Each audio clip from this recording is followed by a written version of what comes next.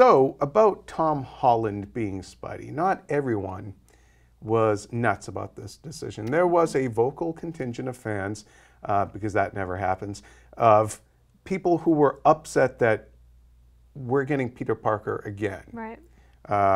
Specifically that it was another white Spider-Man. Why can't it be Miles Morales, who is, part Latino and part African American, and is now going forward in this rebooted Marvel Comics universe, is going to be the main Spider-Man now after Secret Wars and Battle World and all that. So I thought, let's talk about that. Did Marvel make a mistake by going yet again with Peter Parker and not embracing this, the new generation's kind of, it seems to be their preferred Spider-Man, Miles Morales?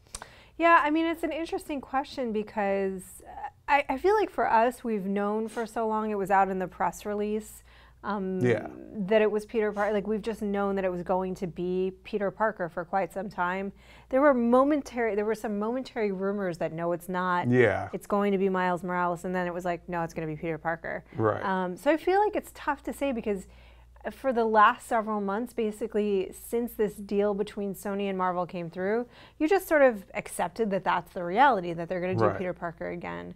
I will say this, there's been a lot of Peter Parker, in the last several years. So would it maybe... We've had over a decade of Peter Parker on screen, Right, and so would it have maybe been an interesting choice to have Miles Morales? Of course it would, because it's different, Yeah, it would be a breath of fresh air, considering that, Peter Parker, despite the amount of money that those movies collectively, both the Maguire and the Garfield ones have done, that character is kind of damaged goods right now, coming off of 2 movies that were just pretty underwhelming, Now, one argument that could be made is that, well, I mean, the world knows Peter Parker. They know he's Spider-Man, so it's an easy sell.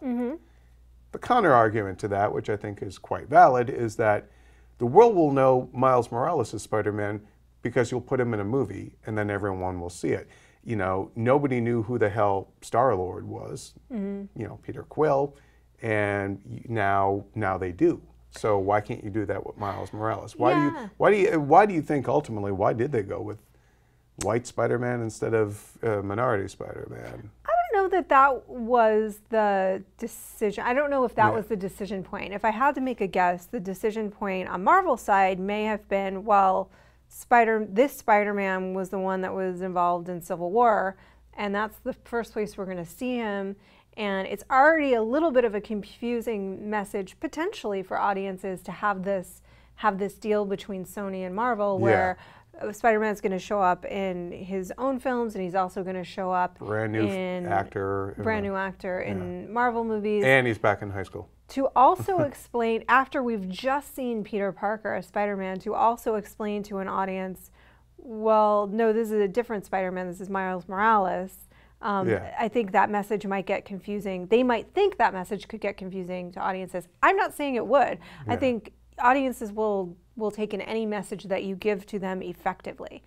So it wasn't an impossible problem to solve. But those are some of my guesses. And then also, then do you potentially have 2 different Spider-Men running in 2 different movie universes, Miles Morales and Peter Parker? Can that work? Maybe. It works definitely in comics, but it's a little harder for movies. Yeah, I feel like the Miles Morales issue, I think the day will come when he will be a big screen Spider-Man, probably sooner than later. But, I have to say that the vocal contingent of fans that, if they really want this character, maybe they should be given it. I mean, there is a generational split there in that, growing up, Peter Parker was the only Spider-Man for, 2 or 3 generations of people.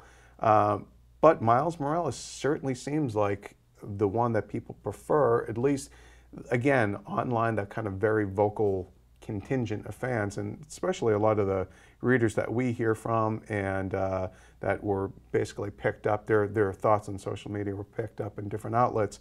We kind of want to hear from you. We do want to hear from you. What about you, Jim, though? Before we hear from them, would you want to see Miles Morales? Yeah, I mean, I'll be honest with you. I don't know much about that character. I only read a few of the Ultimates and stuff like that. It's not really. I personally think it's probably a breath of fresh air to try it at least. Yeah, that's kind of how like I feel. I feel like Peter Parker. I love Peter Parker. Yeah. But I feel like he's had a good-ish run on the big screen. If you really want to keep this character going and keep it invigorated, try it. Yeah, if it doesn't work, gee, it's not like you haven't rebooted, twice already.